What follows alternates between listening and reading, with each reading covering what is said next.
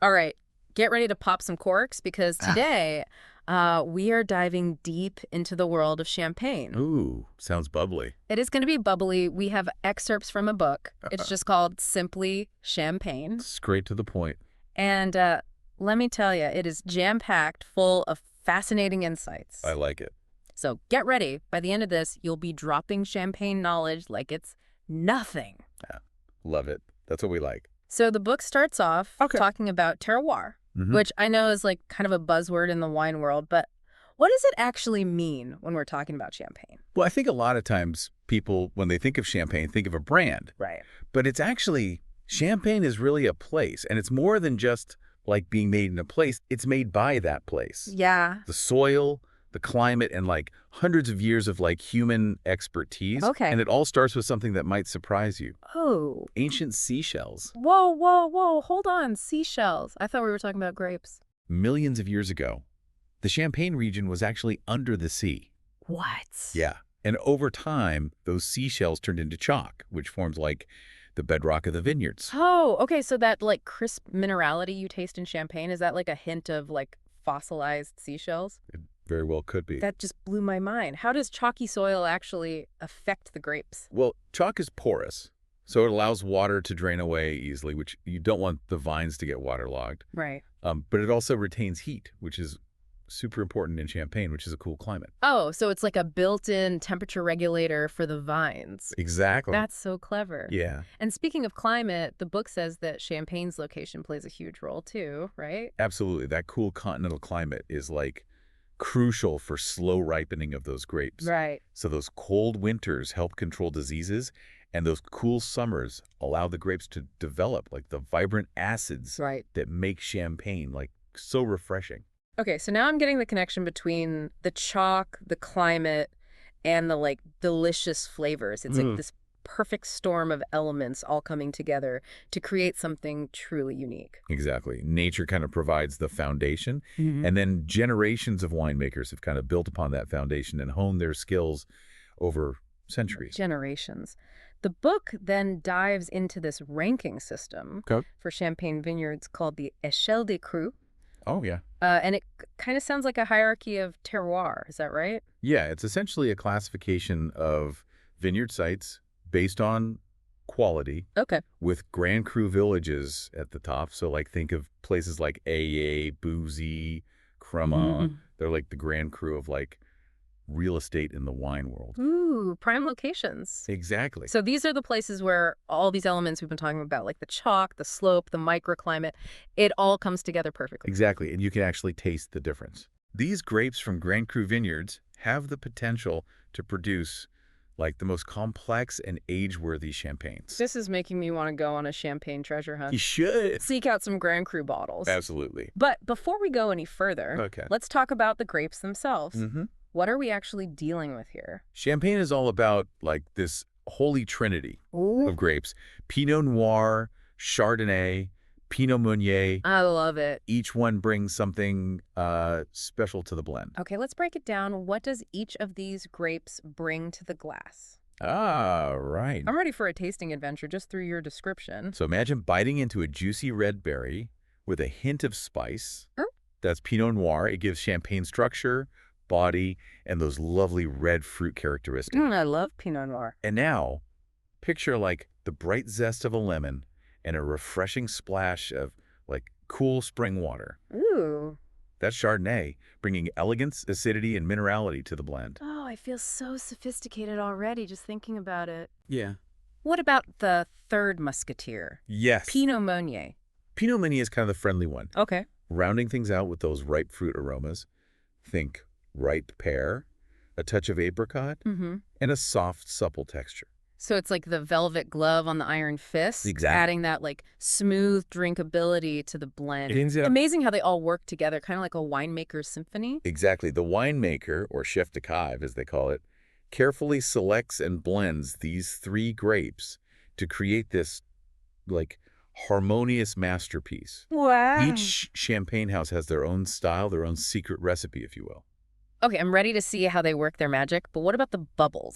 That's what really makes champagne champagne, right? Ah, yes, the bubbles. And this is where things get interesting. Ooh. Those bubbles are actually created through a second fermentation. Wait a second. That happens right inside the bottle. A second fermentation, so it's not just about injecting some CO2 into the wine. Nope, not at all. So after the initial fermentation, which turns grape juice into still wine, they add a mixture of sugar and yeast, Okay. called liqueur de tirage, to the bottle. This triggers a second fermentation, trapping that carbon dioxide, creating those magical bubbles. I had no idea there was so much science involved. There's a lot. So it's not just the grapes, it's also the yeast that play a role in the final flavor. Absolutely. Oh my gosh, this is blowing my mind. The yeast contributes significantly to those aromas and flavors, Wow. adding complexity and those distinctive toasty notes. I can't believe I've been enjoying champagne for so long without knowing all this. Yeah. I'm dying to know what happens next in this intricate process, but I think we're going to have to save that for part 2 All right, cliffhanger. of our champagne deep dive. I love it. Okay, I'm ready to uncork the next layer of this champagne mystery. Right, let's do it. Last time we left off with the magic of the second fermentation happening right inside the bottle. Yeah. What happens next in this intricate process? Okay, so picture this. It's harvest time in Champagne. Okay. You're surrounded by these rolling hills, covered in these beautiful vineyards. Yeah. The air is crisp, Ooh. and the leaves are starting to turn golden. Hello, fall. But unlike other wine regions where machines do a lot of the work, in Champagne, the harvest is still done entirely by hand. Really? Yeah. I imagine it takes a very skilled hand to select just the right grapes for champagne. Absolutely. Those pickers are highly trained Wow. to choose only perfectly ripe grapes, ensuring the highest quality for the final product. So once those precious grapes are picked, what's the next step in this champagne journey? So the grapes are quickly and gently pressed to extract the juice, avoiding any harsh tannins or bitterness from the skins. Okay.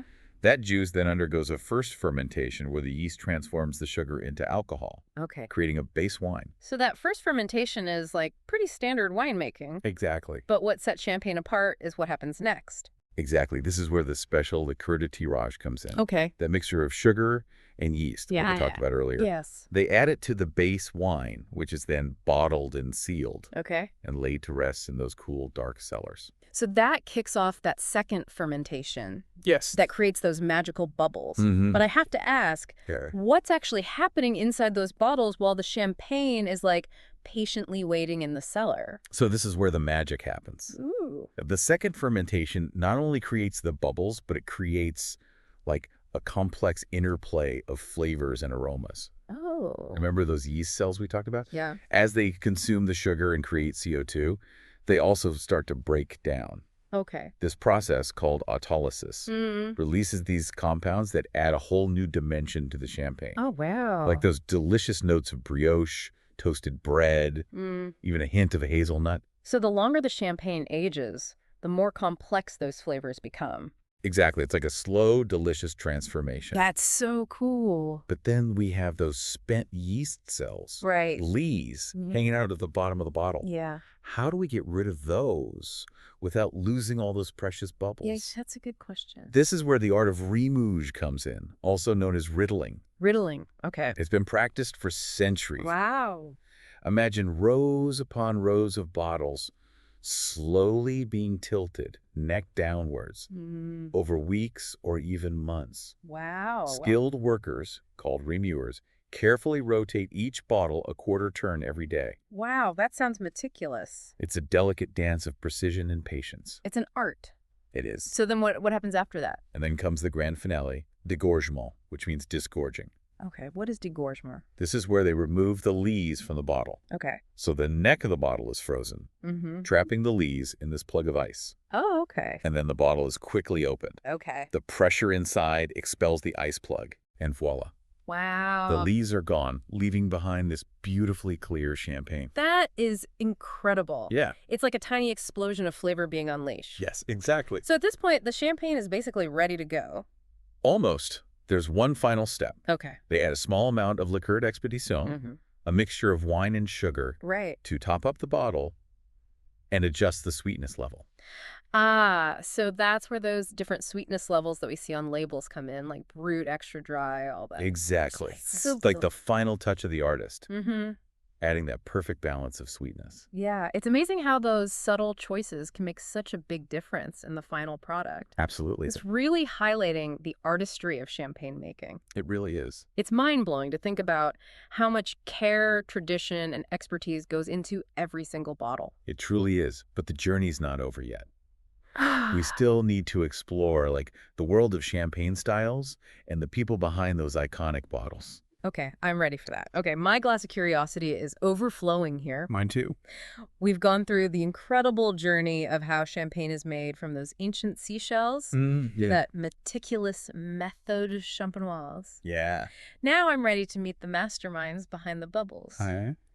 What can you tell me about the different types of champagne producers? Well, think of it like a grand tasting event. Okay. You've got your, like, big, luxurious tents Mm-hmm.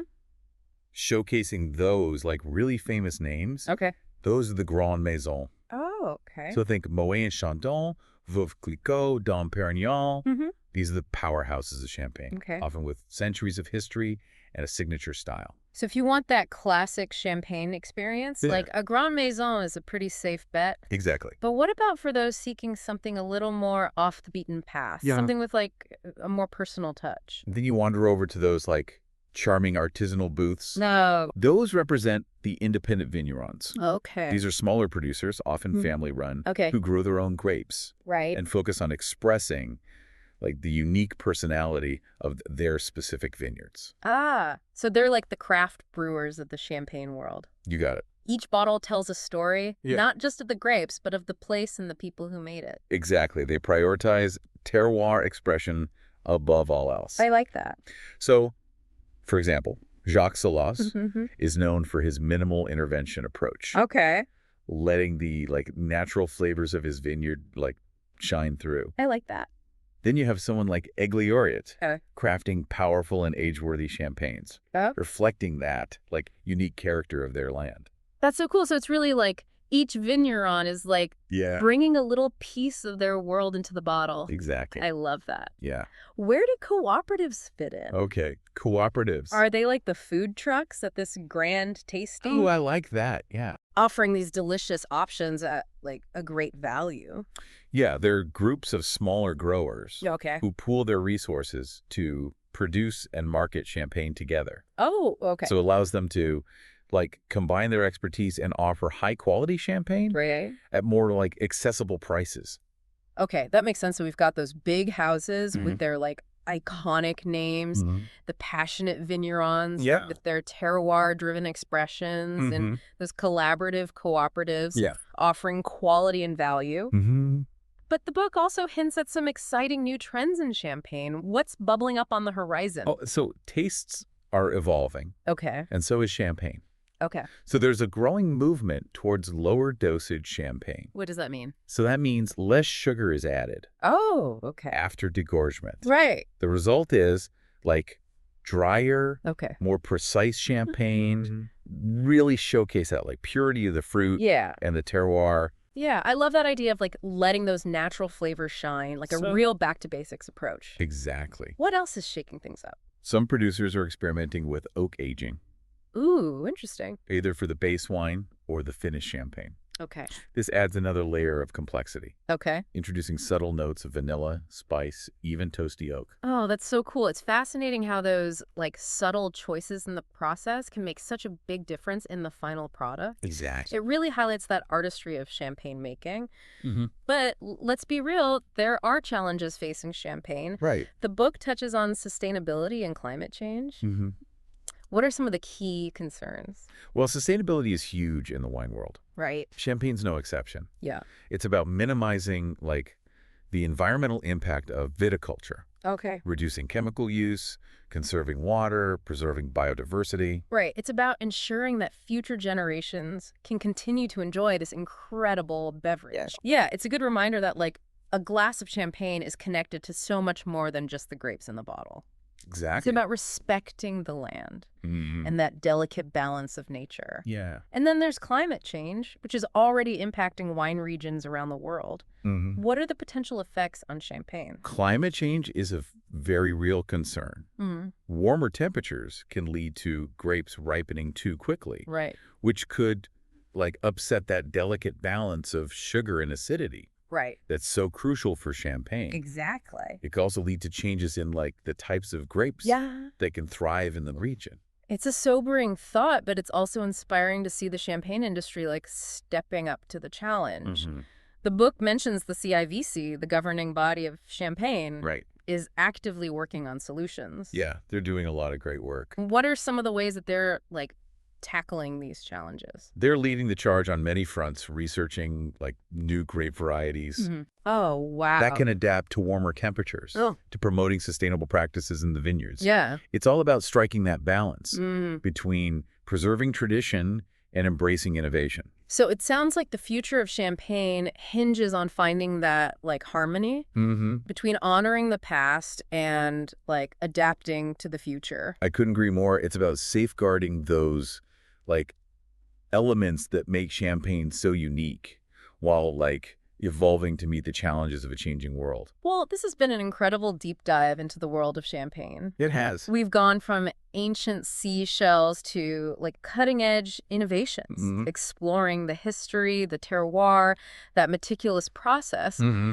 and those diverse styles of this iconic drink. It's been a journey. And along the way, we've discovered that champagne is so much more than just bubbles in a glass. Been an experience. It's a story of passion, dedication, and a deep respect for the land. Couldn't have said it better myself. I know I'll never look at a bottle of champagne the same way again. Me neither. So, dear listener, what will you take away from this journey? Yeah. Will you be seeking out a bottle from a small, independent vigneron, or perhaps comparing a Blanc de Blanc to a Blanc de Noir? I like it. Whatever your path, we hope this deep dive has inspired you to savor every sip, appreciating the artistry, the heritage, and that complex symphony of flavors that make champagne such a special experience. Cheers to that. Cheers to that, and cheers to the fascinating world of champagne.